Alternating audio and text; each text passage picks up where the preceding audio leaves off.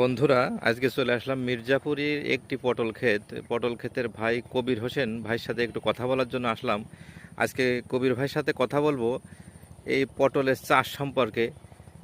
সে চাষে কি ধরনের কীটনাশক ইউজ করে, ব্যবহার করে এবং তার লাভ কেমন হয়। ঠিক আছে, আজকে আমরা তার সাথে কথা বলবো একটু। সবাই দেখতে থাকুন। আচ্ছা কবির ভাই, আসসালামু আলাইকুম। ওয়ালাইকুম আসসালাম। আপনার কি নিজস্ব বই? না, আমার লিস্ট নেই।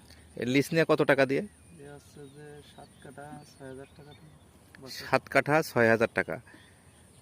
তো এক বছরে খেয়ে শোধ? এক বছরে খাই সব। তো এক বছরে যদি খেয়ে শোধ হয়, তাহলে আপনার এই যে পটল লাগাইছেন এ কতদিন হয়েছে লাগাইছেন? পটল লাগানো ধরেন এই 5-6 মাস হয়েছে, তাই কিনা বেচা হচ্ছে যে প্রায় 4 মাস মতো।